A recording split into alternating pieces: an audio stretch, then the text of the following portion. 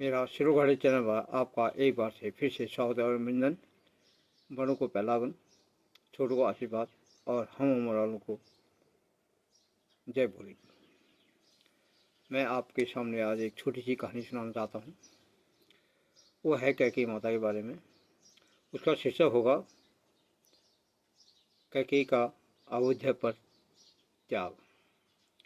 आपने बहुत से रामायण सुनी है, लीलाएँ देखी हैं, लेकिन उसमें कैकेयी को हम लोग बड़ी बुरी नज़र से देखते हैं और उसके बारे में सोचते हैं।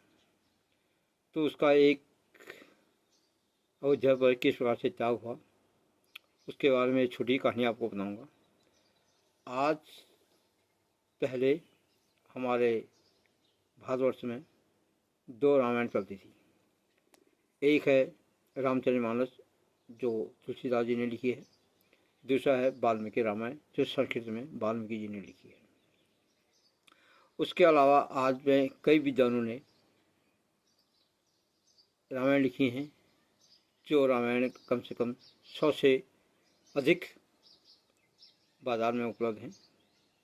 दक्षिण भारत की रामायण अलग और पूर्व पश्चिम उत्तर की रामायण से अलग है। उसमें ये जो मैंने एक किताब में पढ़ा था, एक शीर्षक था उसमें कि कैकेयी का अयोध्या पर त्याग। तो इस प्रकार से है। आप जानते हैं कि कैकेयी माँ को 2 वरदान मिले हुए थे, जिसमें एक राक्षसों के युद्ध करते समय देवताओं के साथ मिलकर दशरथ ने युद्ध किया था और उसमें उनका पहिए का रथ नीचे निकला था। कोई कहता है कि चिरजनी अंगुली डाल कर उन्होंने रथ को चलाए रखा।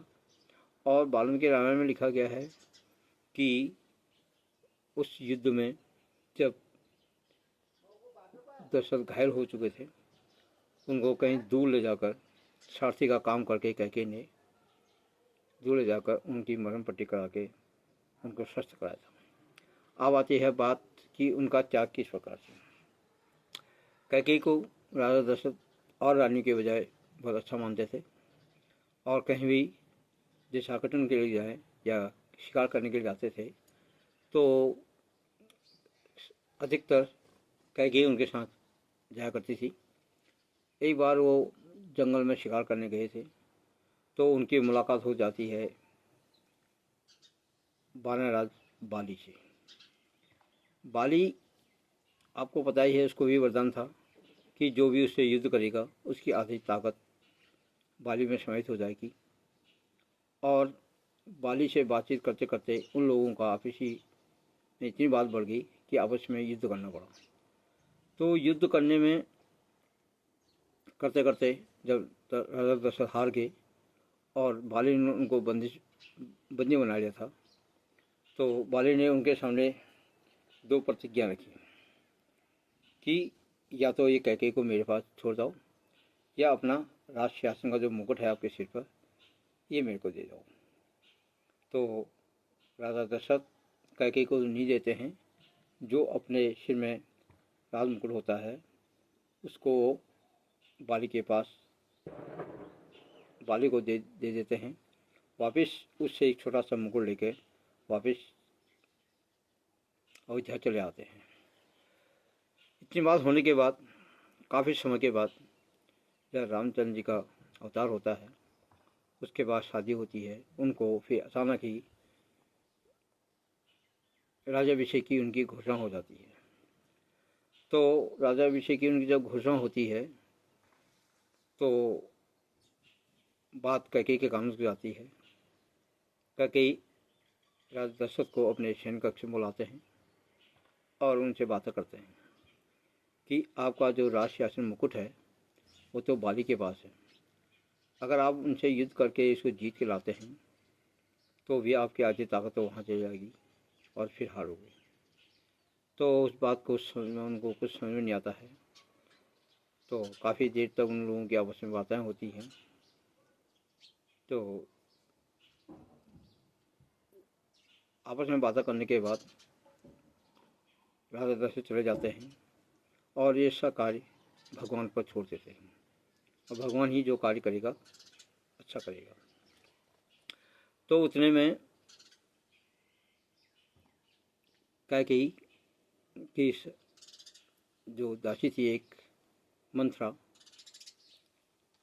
तो वो बहुत तेज और चतुर थी और सबसे प्रिय और प्यारी सखी के रूप में मंथरा ही एक कैकेयी की थी। कैकेयी की भी नज़र कानों में बात गई और नज़र देखा कि अपनी बालकनी से कि सारे शहर में मंगल कार्य हो रहे हैं। तो उसके कानों में बात पड़ी कि राजा ने श्री रामचंद्र जी के का राज्याभिषेक की घोषणा कर चुके हैं और उसके दिमाग में अच्छा नहीं लगा और उनको रामचंद्र जी से पहले से ही बैर था। रामचंद्र जी को अच्छा नहीं मानती थी। उसको बहुत बुरा लगा कि राम को राज तिलक करने जा रहे हैं। वो उसके बाद श्री कैकेयी के बाद आती है और कैकेयी से कहती है कि आप जानते हैं कि फिर औरतों की बातें काफ़ी लंबी चली जाती हैं। उसके बार बार कई प्रकार के उसको समझाती है कि दशरथ को इस प्रकार से होगा, ये होगा, वो होगा, और दशरथ में तेरे साथ प्यार में बात करता है लेकिन वो चाहता कौशल्या और उसको, तो इस प्रकार से उसको भड़का भूकू के और कहते तो मैं किस प्रकार से राम को वनवास कर पाऊँगी। तो कई प्रकार की बातें करके उसको उसके जो 2 वरदान दिए थे उसकी याद दिलाती है और इसी प्रकार से सारा, और न ही कह के समझती थी कि मेरे जो वरदान मांगे के बाद भरत मेरे से नाराज हो जाएगा और दशरथ की मृत्यु हो जाएगी। तो इसके बाद दशरथ राम को वनवास हुआ।